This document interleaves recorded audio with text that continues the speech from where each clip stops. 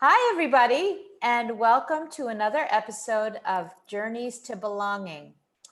On this episode, I have somebody I met about a year ago, and her name is Saadia Qureshi.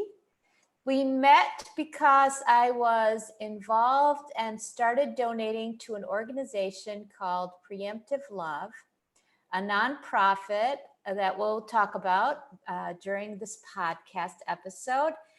But I was really interested in some of the community activities that they were organizing. And Sadia reached out to me as the gathering coordinator, and we met and we've been chatting back and forth ever since. We're both really busy, but we try to keep in touch as much as we can. Welcome, Sadia. I'm so excited to have you on my podcast today. Oh, thank you. Thank you for inviting me and thinking of me and, um, keeping in contact with me this year. I know it's been a weird year in various fashions. So it's just been a joy to know you. I'm very happy. Yeah, same here. So I didn't really say much about what you do, what you're doing, where you are. Share with our listeners. Well, I am a Pakistani Muslim American. I was born in Pakistan. I came here when I was about 3 years old. And then we used to live up north, Pennsylvania, Virginia. And then when I was 8, I moved to Orlando. And I've lived here since then, which is like a whole bunch of years, like 30 something ish years. So Orlando is home. I live here with my family. I have 2 daughters. One is 18, one is 14. And that's about it. I'm formally trained. I went to school for environmental engineering. I worked in the field for a while, then I stayed at home for a while, and then serendipitously, I was connected with Preemptive Love, and now I work as a peacemaker. I feel like I've always been a peacemaker, but now I work in an official capacity as a peacemaker. Um, my official title is a gathering coordinator, and gatherings are small group peacemaking um, gatherings that meet monthly, and we help encourage these groups to keep going and support the co-hosts and do all the things that are surrounding that. Um, and that's about it. That's me in a nutshell.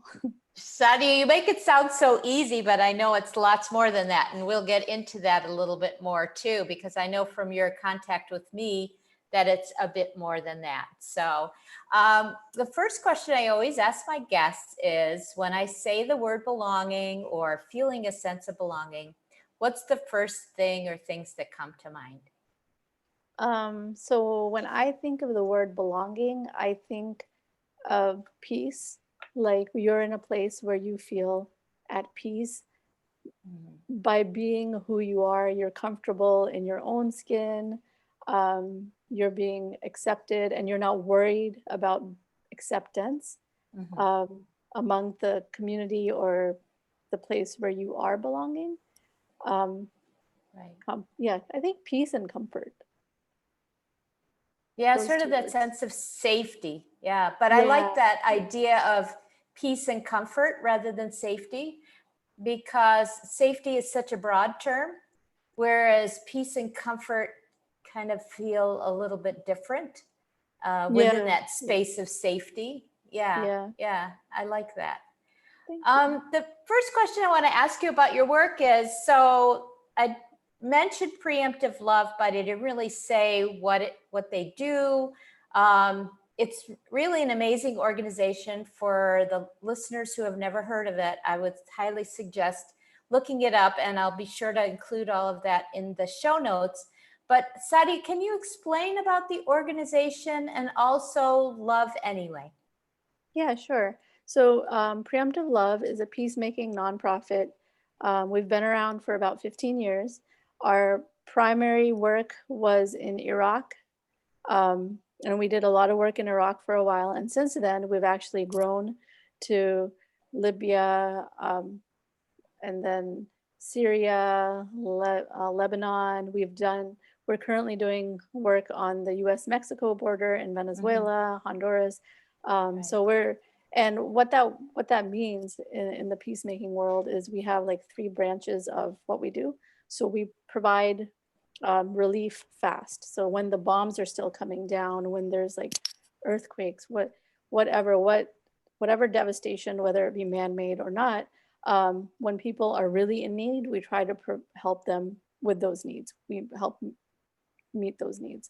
And then we provide help that lasts. And what that means is um, after the effects of war, after the effects of devastation, what do you need to rebuild your lives? So we come along with our friends and we help them figure that out. We help them with long-term medical care. We help them decide what kind of business they want to start and how they want to be at peace in the communities that they are in. And usually in those situations, that at peace factor means stability, and stability means Mm-hmm. jobs and Right. safety, like you said.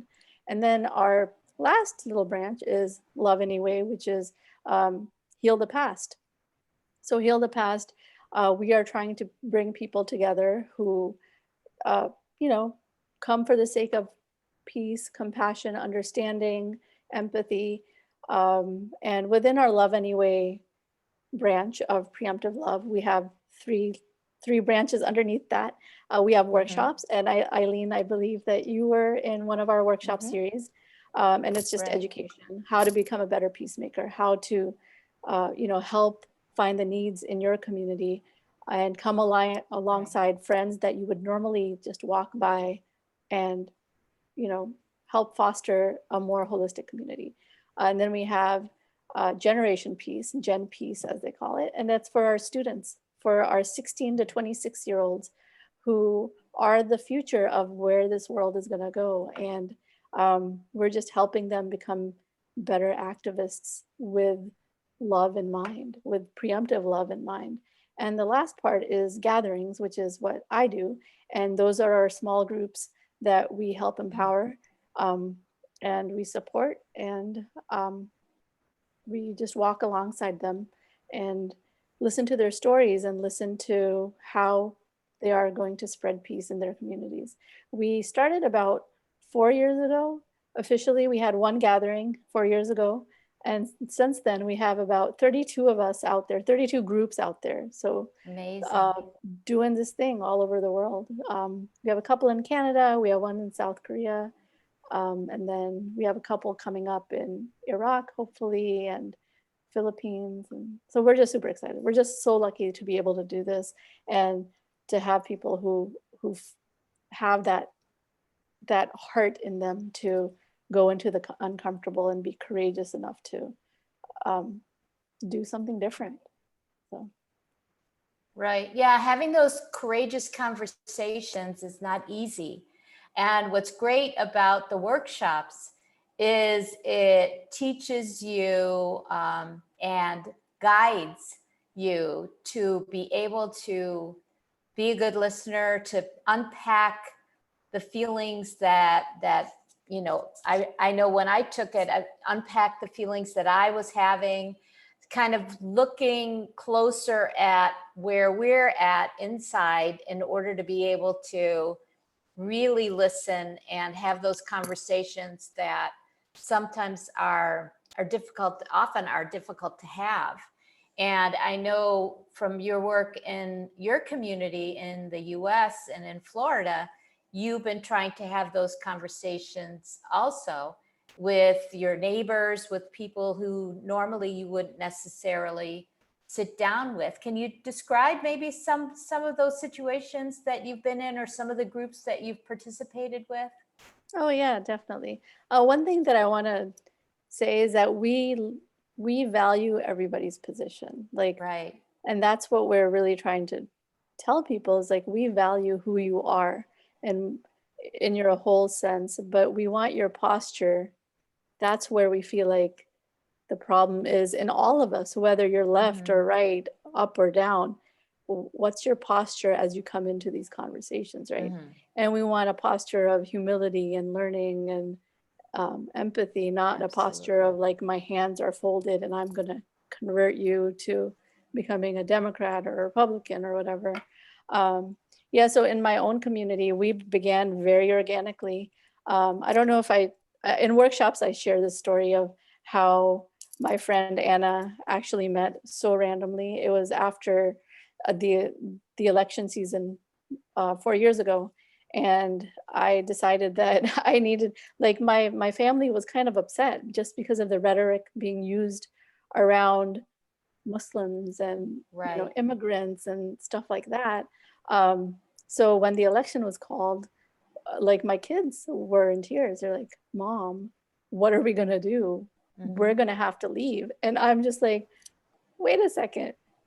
What do you mean we're gonna have to leave? We have nowhere to go. Nobody will take us. Like if I go to Pakistan, um, where I have some family, they're going to be like, well, what are you doing here, right? Like Yes, I yeah. won't find that belonging that I crave, right? So Sure. and I'm saying this to her, but in my mind, I'm like, holy cow, I don't know what to expect for the next Mm-hmm. 4 years. Like I don't know what to do. So I had that uneasiness in me as well.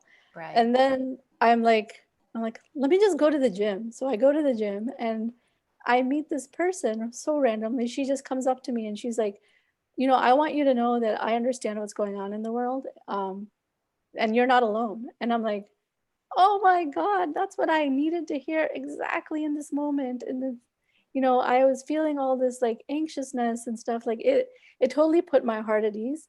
And so Yeah. we began this friendship. And she's just like, oh, would you like your friends and my friends to come together? And I'm like, yeah, sure. I mean, I didn't know her. But I'm just like, Wow. well, let me just try this. Let me just try this. So we started meeting. I brought, in the beginning, I just brought my Muslim friends because I just didn't know what to expect. Like, how can I pitch something to somebody when I don't even know what it is? So I invited my True. close 5 Muslim friends, and then she Yeah. invited her Christian friends. Like, I believe everybody there was brave and courageous because we didn't know. Sure. And I Sure. remember the night before we met, our first meeting, my friend is texting me and she's like, "So, what are we gonna do?" And I'm like, "Well, we're gonna eat and we're gonna maybe, try to have a icebreaker, talk a little bit." And she's like, "Okay, so are they gonna try to convert us?" And I said, "I don't know. I really don't know if they are because this is just somebody I met at the gym. She seems nice." And I said, Mm-hmm. "All I know is that I'm not there to convert anybody, right?" Right. Yeah, so we all had that fear. And Wow. then when we had our first gathering, it was beautiful. Everybody was amazing. It was on International Women's Day, so we had a layer of like Oh, cool. intentionality. We made like little takeaways with packs of gum that said "Women stick together." I don't remember. But Cute. so that was like 4 years ago, and since then, like we meet consistently. I have relationships with people who I would have just walked by at Target, Mm-hmm. smiled maybe because, hey, I'm friendly, right? I'm a Right. peacemaker. I wave Yes. at people. No, like we have these intentional relationships and intentional conversations. Um, and I remember, honestly, Eileen, our first gathering, I invited my neighbor, very nice lady. And she admitted, she was there and she's like, you know what? Honestly, like when I moved into the neighborhood, she's like, oh wow, okay. Like, am I allowed to talk to her? Would she be offended if I talk to her? Oh, And wow. and I'm like, oh my God, am I that unapproachable? Like, do I give off that vibe? Like, I don't want to give off that vibe. Mm-hmm. And she's like, yeah, I just got to know Sadia, and now I know that she's like normal, whatever that means. uh, so like you don't know, like we don't know our blind spots until we realize our blind spots, right? Um, and Absolutely. like and being exposed to people who you would normally not hang out with, it exposes your blind spots, and hopefully it's a point where you learn that, hey, wait a second, I've never thought about this because I've never really had to, but now I'm thinking about it, and I have an appreciation for Mm-hmm. people who I would normally not notice, or I would notice but Right. have this thought in my head. So yeah, so stuff like that. Yeah. um, and we've done intentional conversations in our gatherings where like in within 5 minutes both people are like looking at each other and they have tears in their eyes just because they're sharing their stories so vulnerably, and it just brings in empathy, which is fabulous. It's been so awesome. So Yeah, that's so amazing. Do you have a set of norms or rules when you start? Because I know that you are, say you're intentional about it, but are there things that everybody in the room needs to know before you start having these conversations? Because, you know, you're being vulnerable and you want to be yeah. sure that you're in a safe space, but how are you able to arrange that? Yeah. So in the beginning, we really didn't, just because we were so grassroots. We were so Mm-hmm. two people from the gym. And it was fine because we took it very slow. It was just about getting to Mm-hmm. know each other.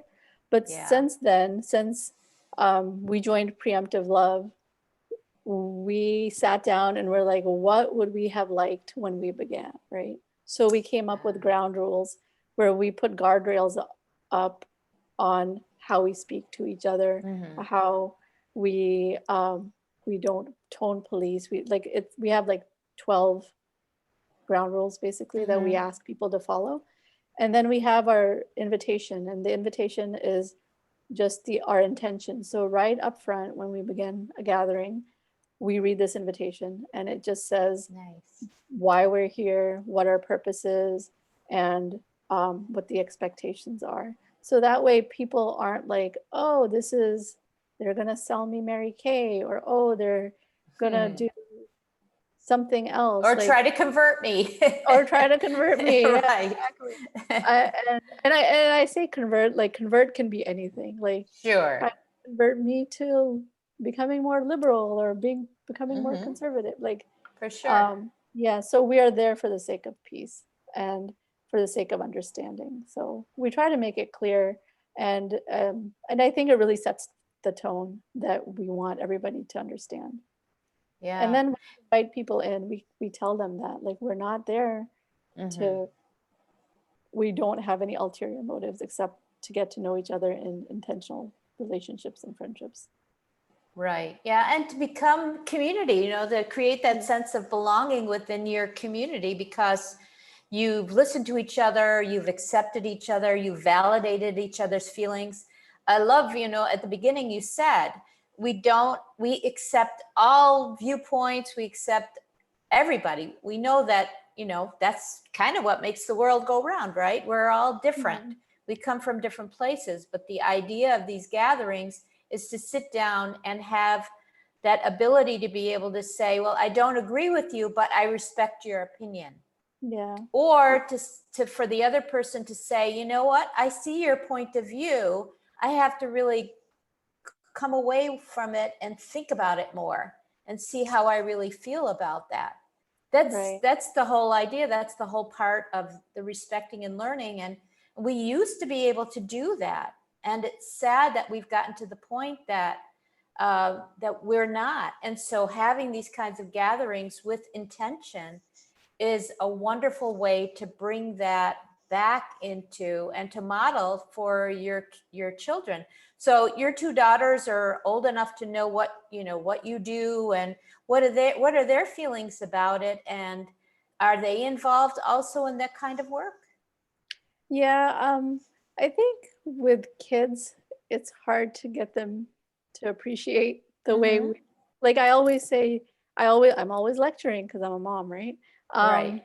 But I feel like at the age and stage that I am, I try to project what I've learned over the years and to try to tell them. But I think this whole generation is being exposed, um, like amongst all the polarization. And I feel like there is a movement of love and a movement of acceptance and Mm-hmm. a movement of like advocacy that I feel like my generation probably didn't have, right?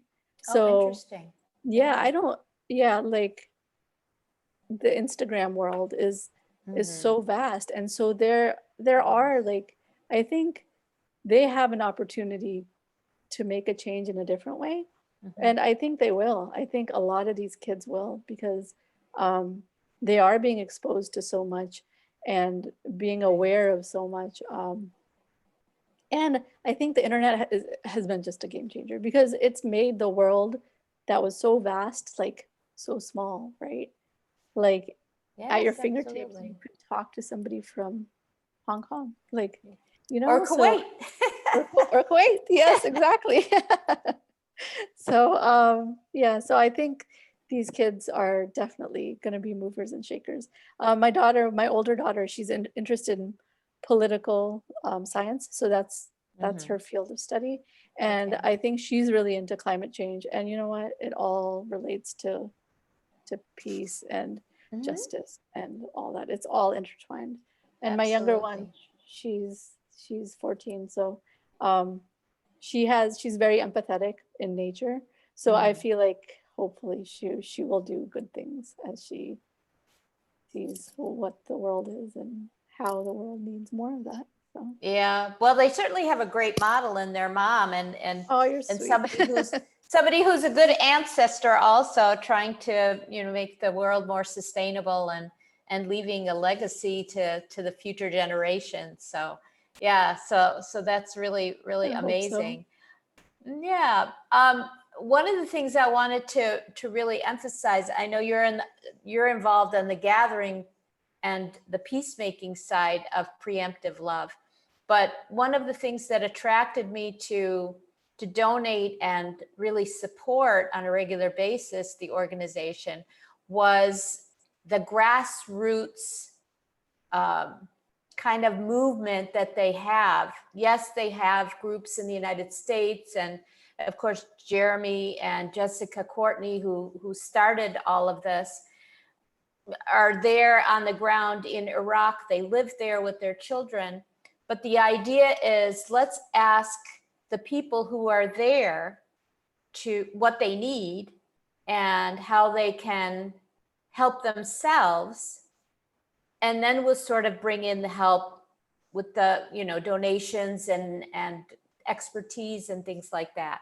But it's very grassroots. It's not this parachuting of help and then Mm, leaving.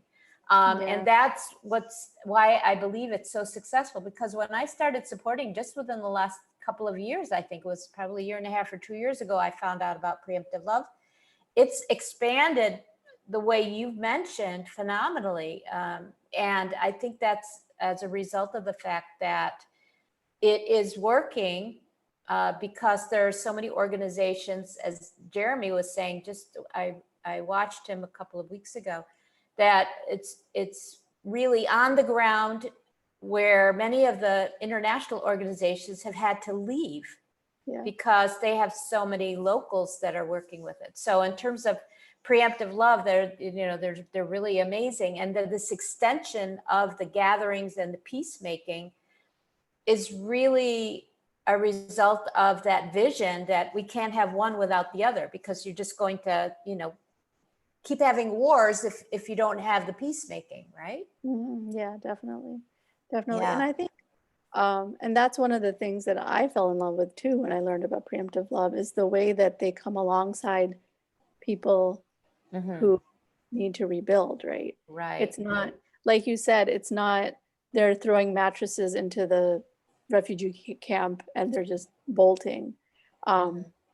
we take time to sit with our friends and talk to them and give them the dignity they deserve in all of this. Yes.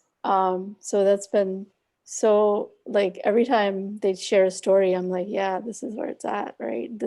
I mean, honestly, like when there's a crisis, you need to get things done, right? You need Sure. to, but after the crisis, how do you rebuild in an honorable Mm-hmm. way? You treat them like your friends because they are your friends, and we've worked hard to establish these relationships. And it's not, um, and we're a coalition, right? Preemptive Love Coalition. Mm-hmm. Coalition means we don't mind partnering with people who are already on the ground in their own communities doing the True. work. So all of this goes hand in hand. So Yeah, the realization that we're a community, and the yeah, only way that really we can exist is to coexist, right? exactly. Yeah, Yeah. definitely. So, what are some practical ways I know this is a really broad question, but what are some practical ways that we can make the world a better place? And what can we teach children about that? So you've talked about, one of the things is the workshops, which I know you've also been involved with. But what are some things that you can think of that we could do on a practical level that you've even done? Besides having these conversations, maybe I'm not comfortable enough to reach out yet. What are some things that I could do to get started? To get started on your peacemaking journey, I believe that the first step is to learn how to be a better listener. I think that's step one, right? Right. Step two is if you can't do the big thing, if you can't start a gathering or whatever, that's fine. My advice is like to reach out to your neighbor who you feel like might use a friend, right? I feel like these days, I mean, especially with COVID and stuff, we are very quarantined and stuff. Hopefully that's taking a turn for the better now with the vaccine. But reach out to a friend. And like, my whole journey started with a stranger just coming up to me and being like, I see you. So I can't say that enough. Like, I know it's uncomfortable, but you never know what beauty will come out of it, be involved in your community. That's the other thing. Like I feel like we kind of go through life and kind of do what we do, but if we start appreciating things with intentionality and being aware, like putting on that lens of, wait, am I really paying attention to the environment around me? You'll see things that you would normally not see. And then, start a beautiful relationship with somebody who you would like normally just smile at, or, so I think that's important. Reading, reading is important. Podcasts, there's so many podcasts you can listen to. Books are amazing too. But as far as like in your own community, I try to have intentional relationships with people who may not look like you, think like you, believe like you, because you never know. You never know what beauty you'll find, and then you'll learn your blind spots. And I think that there's growth in that. There's growth in the uncomfortable. So yeah, get uncomfortable. Yes, and we all have blind spots. We all have blind spots. It doesn't matter who we are, where we're from, whether we have privilege or not.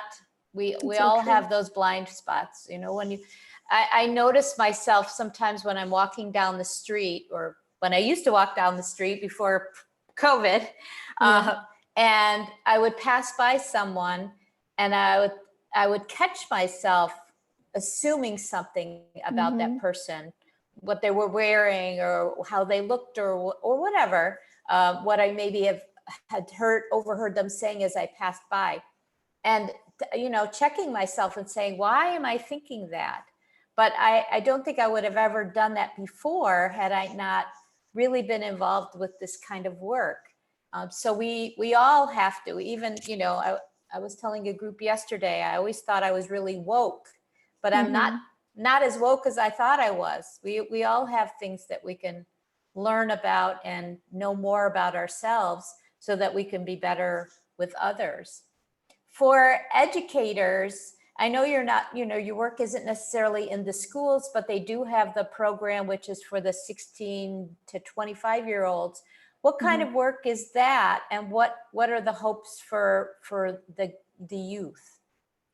Yeah, I think for them, we are trying to just encourage them to become better activists, peacemaking activists. And we want, like, I feel like kids often feel like, well, I'm young, I don't know anything, or I'm going to be talked over by people who are older or who have been doing this stuff more than I have. We want to let them know that, their voice matters in all of this. They have the capability, the potential to do amazing things. And even the most littlest thing, what they may think as the most littlest thing is just an opportunity for for greatness. Like we shouldn't discount the little things either. And then like how to become active in your campus, your community, your schools. Right. Yeah, their programming is going to be amazing. They just had an event. It was called Speak Your Piece, and they had an activist who is also an amazing illustrator. She was the guest speaker, and she just said, like, look, you can use your talents to help spread peace. It doesn't have to look one way or another way. Wow.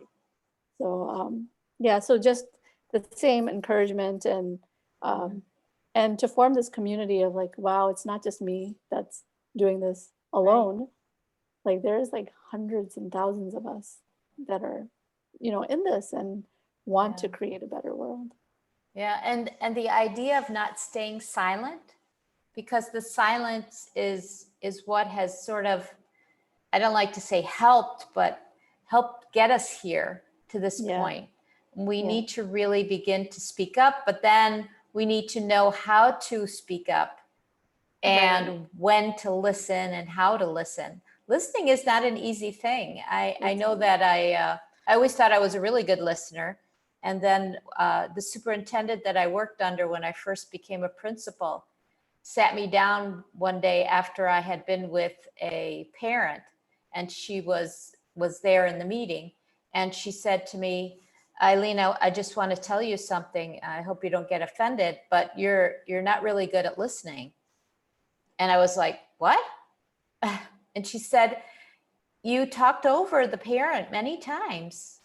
And I said, well, I didn't want to forget what I was going to say. And she said, you just need to hope that you don't forget. But if you forget, it's okay, because you need to let people finish their thoughts.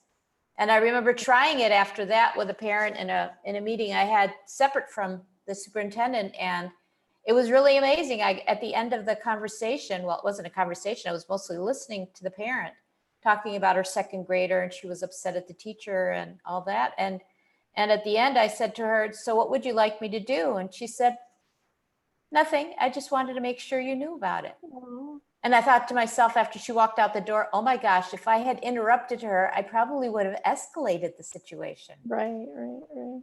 Yeah. So the listening part is so, so important. I'll never forget that. That was like 20 years ago, but it was an important lesson. What an amazing thing. Yeah. And it's a muscle. It's like anything. If you don't use it, if you don't practice, if you're not aware, it's just gonna atrophy, right? So and knowing the right way to use it, really. Yeah, exactly. So because sometimes we just listen to respond and not listen to understand, right? And that's like, I'm thinking of what I'm gonna say next, right? And we're not paying attention. Yep. So. I was famous for that, and I always thought I was listening, but I didn't realize that it made me much better. And then, of course, taking the workshop, which I hope people will think about. And again, I'll put that in the show notes. Taking the workshop was very helpful also, because there are other tips and other understandings about ourselves and how we react in situations of difficult or courageous conversations. So, Saadia, this has been really awesome. Is there anything else that you would like to share with the listeners, or any other advice about anything in terms of your work, or in terms of belonging, or in terms of things that you feel are really important for people to know right now?